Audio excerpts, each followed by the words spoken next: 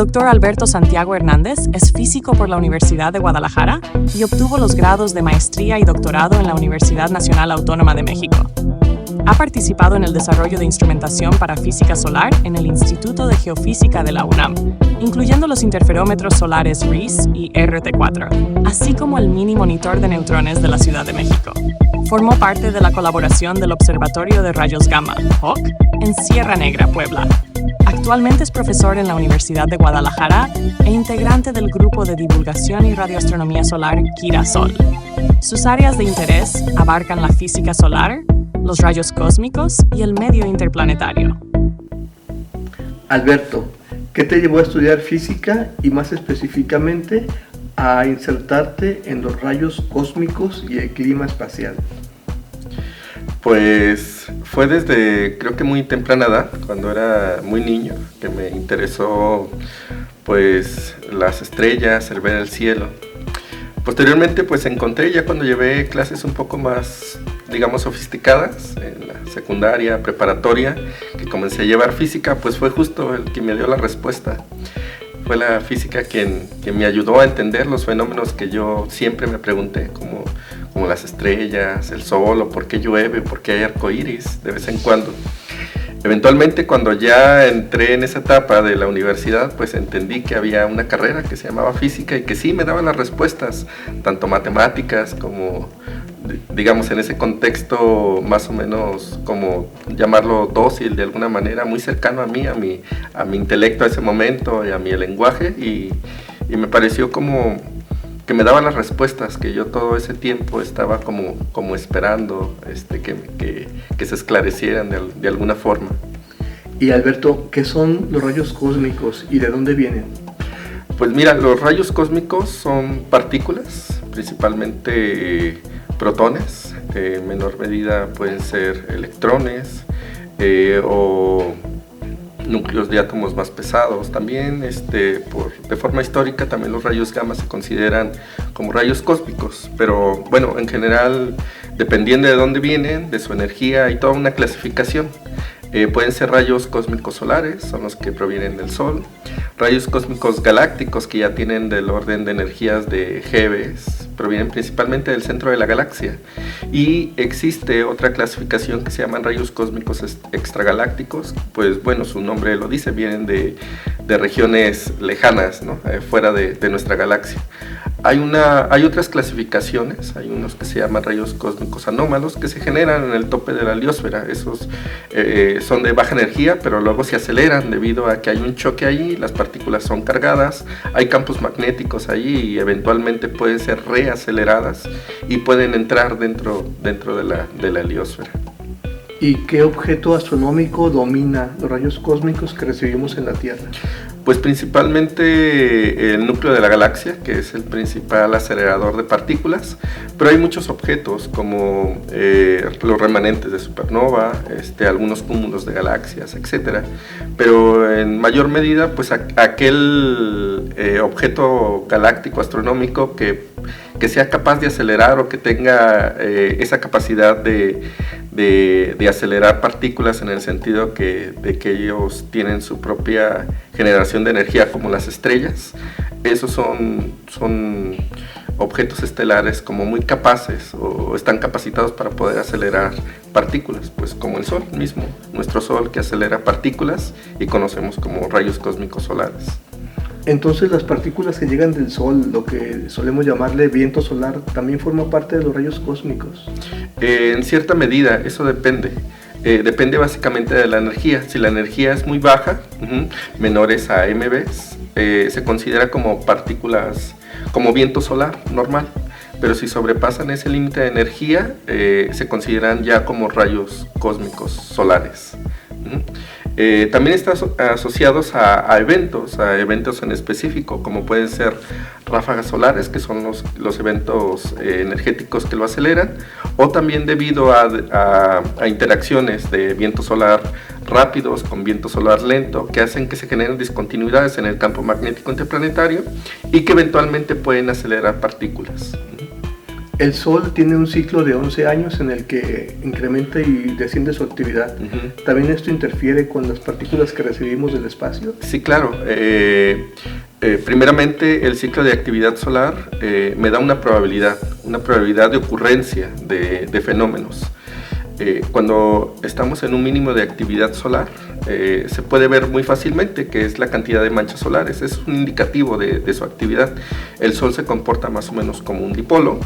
A medida que esta actividad va teniendo su curso, digamos, normal, la cantidad de manchas solares aumenta, principalmente se generan en el ecuador y se van moviendo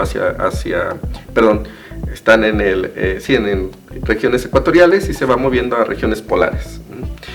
El Sol, en ese mismo proceso en el cual se van generando más manchas solares, el Sol va cambiando su dinámica y va desde configuraciones dipolares a configuraciones multipolares.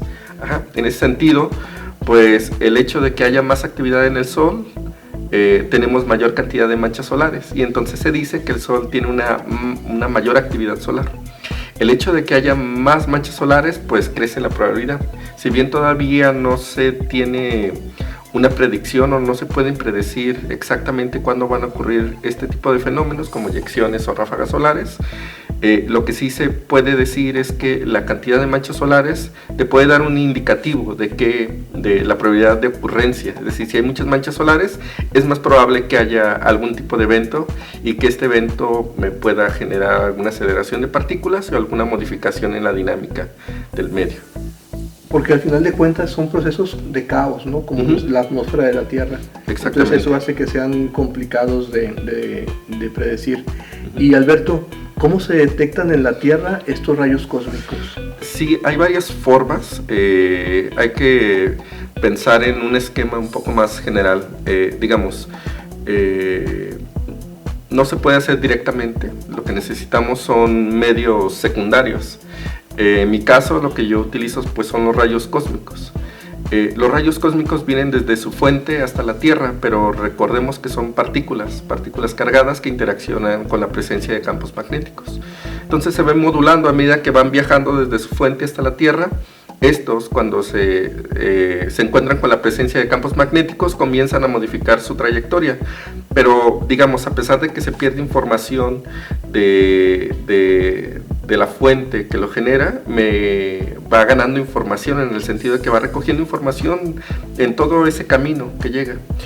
Esos se conocen como rayos cósmicos primarios. Una vez que llegan a la Tierra, interaccionan con las capas altas de la atmósfera, entonces se genera una cascada secundaria conocida como H-shower, que es básicamente generación de nuevas partículas. Hay toda una clasificación de estas, dependiendo de la partícula primaria, si es un rayo gamma o si es un protón, una partícula, se puede generar alguna de los tres, digamos, componentes de la cascada electromagnética o cascada de partículas secundarias.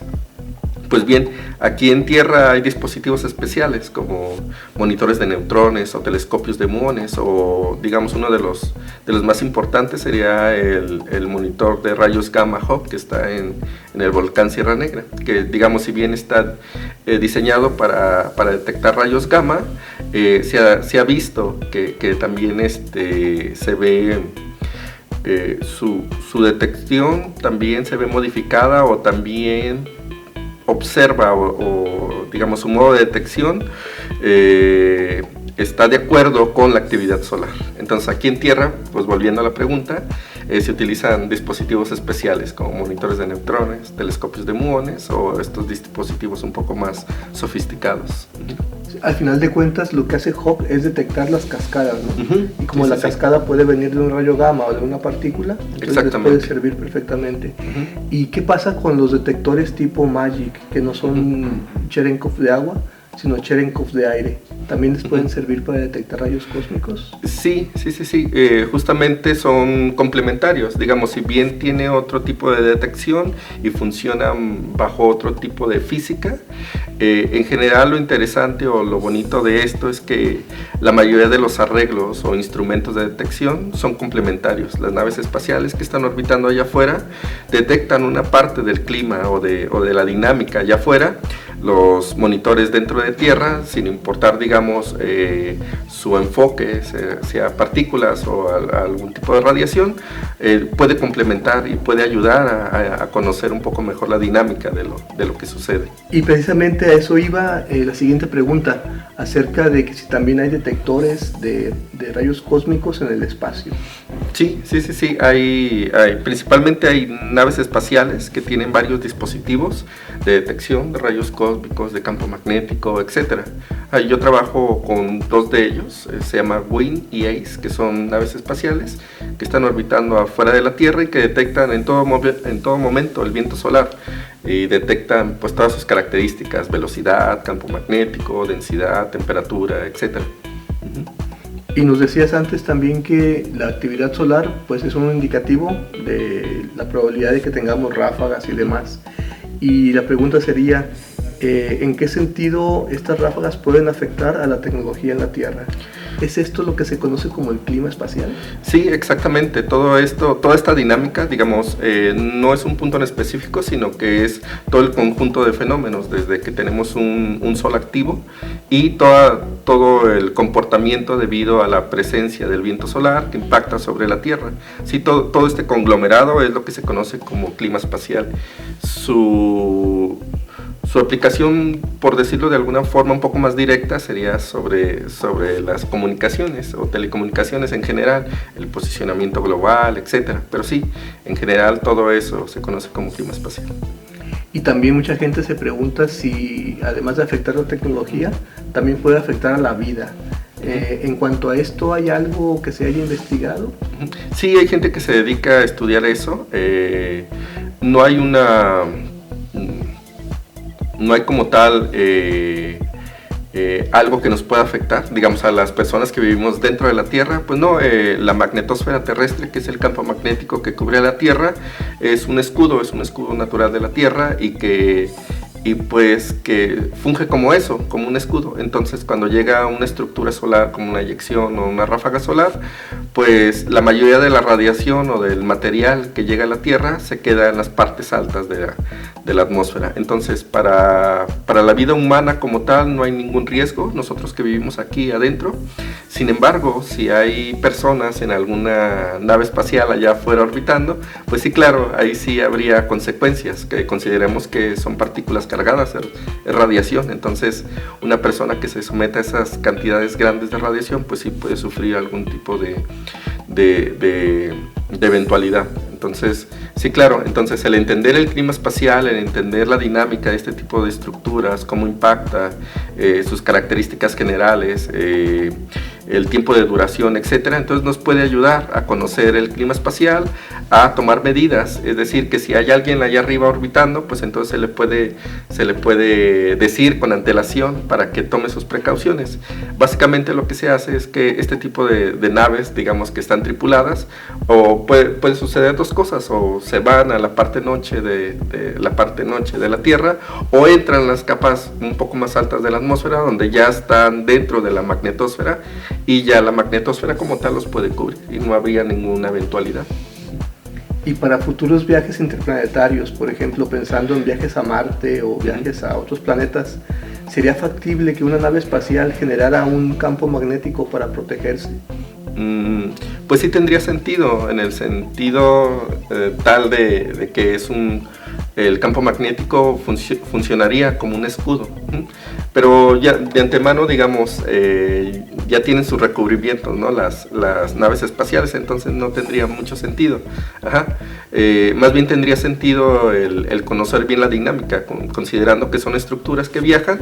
Si uno puede predecir, y que de hecho es lo que se hace, dadas las características de cómo salen y hacia dónde van dirigidas en la atmósfera del Sol, se puede predecir su dirección de propagación. Entonces se puede hacer adecuaciones si una nave espacial está viajando, por decirlo de esa forma. Y bueno, los 2 últimos años hemos tenido varios episodios de eyecciones de masa coronal que han llegado a la Tierra, y hemos tenido pues auroras boreales en regiones muy cercanas al Ecuador, bueno, relativamente. ¿Estos 2 años han sido interesantes desde tu punto de vista del trabajo? ¿O qué has encontrado estos 2 años? Sí, ha sido muy, muy interesante. Estamos en la fase ascendente del ciclo solar 25. Pues sí, justo el Sol está muy activo en este momento. Ahora tenemos muchas manchas solares, el Sol se encuentra en una fase multipolar y eso quiere decir que la probabilidad de ocurrencia de algún fenómeno es muy alto, y justamente es lo que se ha venido suscitando desde el año pasado. Hemos tenido muchos eventos dirigidos a la Tierra. No quiere decir que siempre suceda así, pueden estar dirigidos a cualquier sitio, pero lo interesante son los que nos llegan, ¿no? Porque justamente eso nos dan información. Una de las interacciones más interesantes, digamos, entre el Sol y la Tierra de forma directa y visual son las auroras boreales. Entonces, cuando tenemos estructuras solares que llegan a la Tierra, estos interaccionan con los campos magnéticos. Eventualmente puede haber una reconexión o rompimiento de los campos magnéticos, puede haber entrada de material y estas partículas entran básicamente por la configuración del campo y las partículas cargadas. Les es más fácil entrar por los polos. Entonces, por eso se generan las auroras boreales en los polos y no en el ecuador. ¿Y hay alguna misión espacial o algún observatorio que esté en proyecto de construcción y que sea particularmente interesante para futuras investigaciones? Pues hay muchos. Creo que dependiendo del área, hay uno muy interesante que está ahorita, que se llama Solar Parker, que está dirigido hacia el Sol. Es como una nave kamikaze que va dirigida ahí. A medida que vaya acercándose, va a ir soltando información o enviando información hacia la Tierra. Aquí en Tierra hay muchos dispositivos o arreglos instrumentales que se están realizando. Por mi parte, pues yo estoy trabajando con monitores de neutrones. Ahora se trabaja con mini monitores de neutrones que son más fáciles de manejar. Antes eran muy grandes, así digamos, es tecnología si bien de los 80, así es, ya tiene sus años, y eran instrumentos que eran así de edificios completos. Ahora se están construyendo mini monitores que ya son fáciles de mover. Entonces eso es lo interesante de ese tipo de monitores, y también monitores muy muy grandes como sería HAWC, que sería un instrumento multifacético también, digamos, en el sentido de que hay muchísimas universidades, muchísimo capital humano que se genera, así hay muchísimo infraestructura que se está generando y muchísima investigación que se está haciendo. Y Alberto, ¿qué habilidades o actitudes crees que son claves para que estudiantes se puedan dedicar a la investigación de la física solar y en general a los rayos cósmicos y el clima espacial? Pues creo que sería el interés principalmente. Todos aquellos que estén interesados en su entorno, el que tenga esa curiosidad por los fenómenos físicos que les rodean. Creo que es la idea número uno, ¿no? o el principal, lo principal que debería tener. Lo siguiente pues sería pues las matemáticas, que le gusten las matemáticas, que le guste la física, que sepa que la ciencia se hace de forma seria. También es importante que sepa programación. Ahora necesitamos, no tan solo necesitas matemáticas y física o ese amor por la ciencia, sino que necesitas herramientas adicionales como la tecnología. Bueno, Alberto, ¿y alguna otra cosa que quisieras comentarnos sobre rayos cósmicos y tu trabajo en general?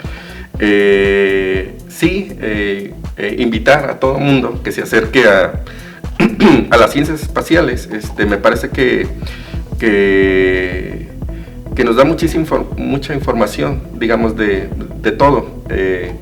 Uno pensaría que el universo como tal pues es algo muy lejano, pero no. Los rayos cósmicos nos pueden acercar, nos dan información de lo que acontece tanto en el universo, nuestra galaxia, nos dan información de lo que sucede acá afuera. Si bien todavía es muy complicado en términos de humanidad de la tecnología, los rayos cósmicos nos pueden acercar a eso, a qué es lo que está pasando en el Sol, las estructuras que llegan, nos dan un panorama de la dinámica de todo el clima espacial que está ocurriendo.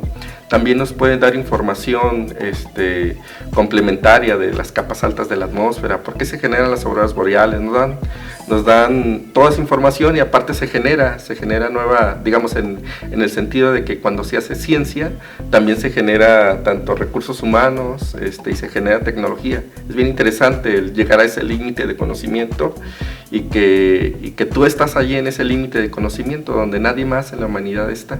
Eso es lo interesante de la ciencia y lo que me dan para mí, digamos, el clima espacial, los rayos cósmicos y el estudiar el sol en general.